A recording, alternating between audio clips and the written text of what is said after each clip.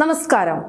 മുൻ മുഖ്യമന്ത്രിയും ഇപ്പോഴത്തെ പ്രതിപക്ഷ നേതാവുമായ പിണറായി വിജയന്റെ മകൾ വീണ വിജയൻ പ്രതിയായിട്ടുള്ള CMRL മാസപ്പടി കേസിൽ കൃത്യമായ തെളിവുകളുടെ അടിസ്ഥാനത്തിൽ എൻഫോഴ്സ്മെന്റ് ഡയറക്ടറേറ്റ് തിരുവനന്തപുരത്തും കണ്ണൂരിലും മിന്നൽ റെയ്ഡ് നടത്തുമ്പോൾ അതിനെ രാഷ്ട്രീയ പകപോക്കൽ എന്ന് വിളിച്ച് വിലാപം നടത്തുന്ന CPM സംസ്ഥാന സെക്രട്ടറി MV ഗോവിന്ദന്റെ ആ ന്യായീകരണം കേട്ട് പരിഹസിക്കുകയാണ് കേരളം.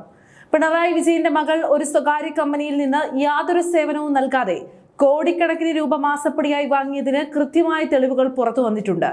എന്നിട്ട് ആ കേസിൽ കേന്ദ്ര ഏജൻസി അന്വേഷണവുമായി വരുമ്പോൾ ഇത് പാർട്ടിക്കെതിരെയുള്ള നീക്കമാണെന്ന് പറഞ്ഞ് അണികളെ ഇളക്കിവിടാൻ നോക്കുകയാണ് ഗോവിന്ദൻ.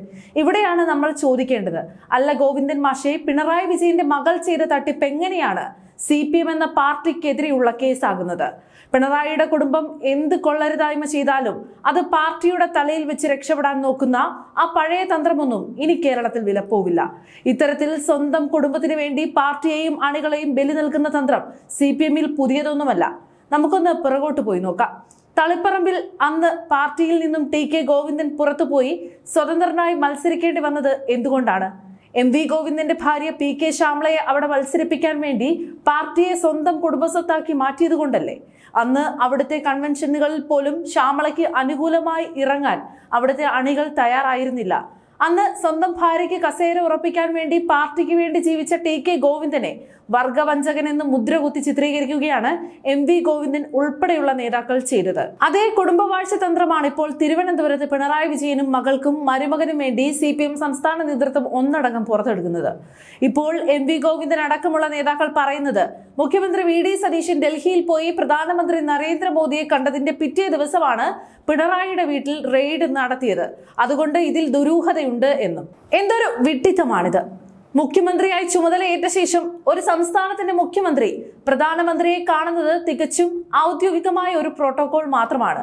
അല്ലാതെ ഒരു ദിവസം കൊണ്ട് ഡൽഹിയിൽ പോയി ചെയ്യിക്കാവുന്ന ഒന്നല്ല EDയുടെ ഈ ഒരു റെയ്ഡ്.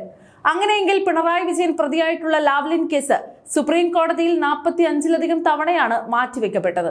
കേന്ദ്രത്തിലെ BJP സർക്കാരിന്റെ മുന്നിൽ പലതവണ നട്ടെല്ല് വളച്ചു നിന്ന് കേന്ദ്ര ഏജൻസികളെ സുഖിപ്പിച്ച് ആ കേസ് ഇത്രയും കാലം മുക്കിപ്പൂഴ്ത്തി വെച്ചത് ആരായിരുന്നുവെന്ന് കേരളത്തിലെ ജനങ്ങൾക്ക് കൃത്യമായി അറിയാം. അന്ന് BJPയുമായി അവിശുദ്ധ കൂട്ടുകെട്ടുണ്ടാക്കി സ്വന്തം കേസ് ഒതുക്കിയ പിണറായി വിജയനാണ് ഇപ്പോൾ VD സതീശന്റെ ഔദ്യോഗിക സന്ദർശനത്തിന് മുകളിൽ ദുരൂഹത ആരോപിക്കുന്നത്.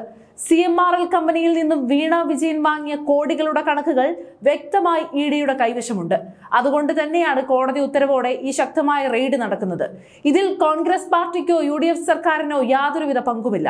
ഇത് പൂർണ്ണമായും ഒരു വ്യക്തി നടത്തിയ അഴിമതിക്കെതിരെയുള്ള നിയമ നടപടിയാണ്. പാർട്ടിക്ക് വേണ്ടി വെയിലും മഴയും കൊണ്ട് നടക്കുന്ന അണികൾ മനസ്സിലാക്കേണ്ടത്, നേതാക്കളുടെ മക്കൾ കോടികൾ തട്ടിച്ച് ലക്ഷറി ജീവിതം നയിക്കുമ്പോൾ അവർ ED വലയിലാകുമ്പോൾ അതിനെ പ്രതിരോധിക്കാൻ വേണ്ടി അണികൾ തെരുവിൽ പോലീസിനോട് തല്ലുകൂടേണ്ട ഗതികേടാണ് CPM ഇപ്പോൾ ഉണ്ടാക്കി വെച്ചിരിക്കുന്നത് എന്നാണ്. പിണറായി വിജയന്റെ കുടുംബത്തിന്റെ അഴിമതിക്ക് CPM എന്ന പാർട്ടി ഇനി ബലിയാടാകേണ്ടി വരുമെന്ന കാര്യത്തിൽ യാതൊരുവിധ തർക്കവുമില്ല.